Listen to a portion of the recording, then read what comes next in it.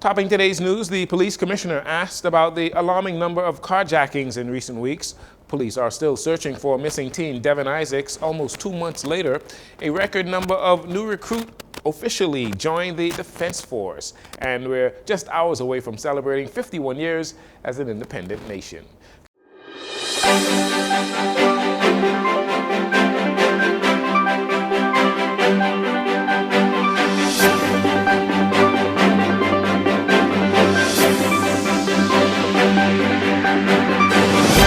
Good evening, Bahamas. I'm Jarino Saunders. This is your JCN Evening News. Thank you so much for joining us. Over the weekend, police reported 7 incidents of carjacking. Police Commissioner Clayton Fernandez says they are indeed concerned about a spike in carjackings, often described as armed robberies.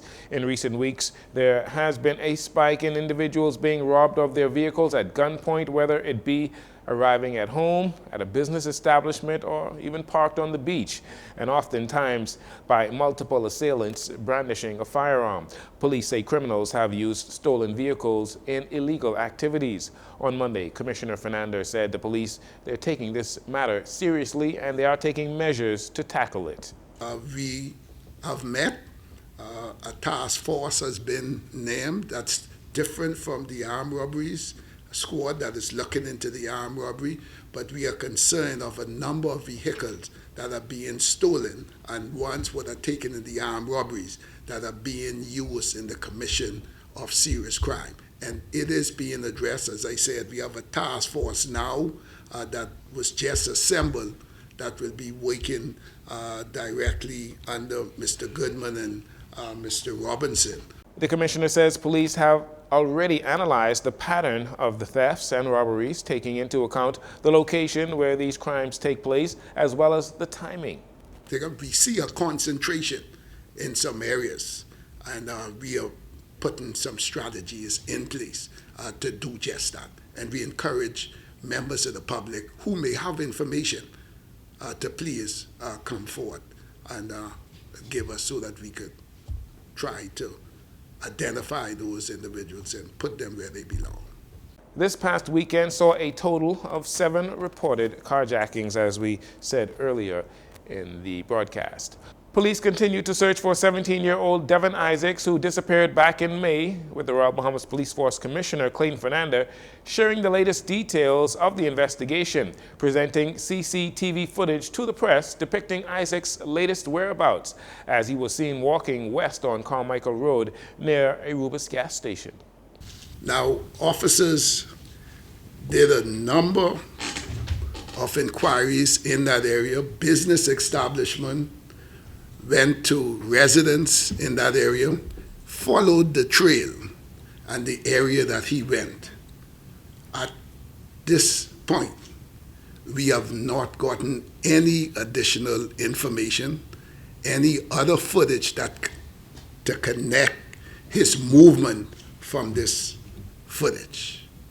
So he just, after he disappeared out of that area from the cameras, we visited some business places, we visited some other homes, both sides, we're talking about east and west of Carmichael Road, and side corners with residents who may have cameras, any CCTV in the area, and we have not received any additional footage at this time.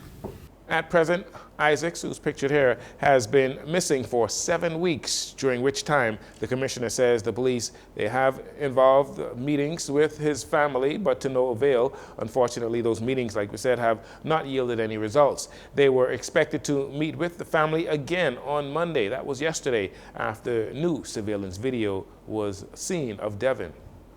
I have instructed the team leader of that investigation to go back over all of the lines of inquiries, back in the areas where homes, where possible cameras, to review again, just to ensure that we have not missed anything.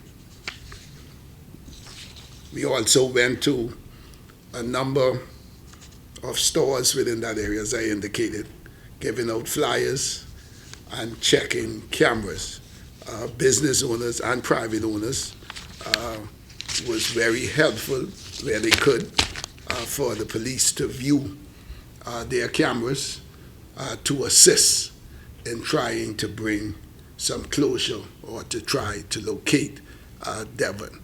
According to Commissioner Fernando, investigators have also cross-checked with the hospital and the airport to cover all bases. The commissioner is appealing to the public for any information that can lead to young Devon Isaac's safe return to his family. On Friday, the Royal Bahamas Defense Force welcomed 126 new recruits, making it the largest male and female entry to the Defense Force in history. Lots of proud family members were on hand, especially parents, to witness their loved ones enter a new chapter of their life. Prime Minister Philip Davis told the recruits that the nation salutes them as he expressed his appreciation for the entire Defense Force. New entry 61 and woman entry 30. I know that these have been challenging weeks for you, weeks that have tested your courage, your resilience, and your endurance. In the same way that iron sharpens iron, your rigorous training has prepared you and sharpened you for the job ahead of you. You entered training as civilians, and you have now emerged as Marines, tasked with protecting and preserving the sovereignty and territorial integrity of our country. This nation salutes you for your sacrifice and service. Prime Minister Davis says as the government is committed to the evolution of the Defense Force, they will continue to support the Marines by providing them with the necessary equipment and technology. It takes a special kind of person to serve this nation in this way.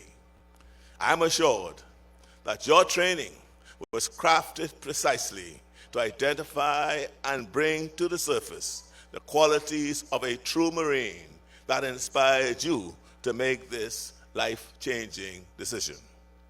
The government will continue to support you in doing your best work as we make significant strides toward establishing a consistent nationwide presence with bases, ships, airplanes, drones, and surface radars throughout our islands.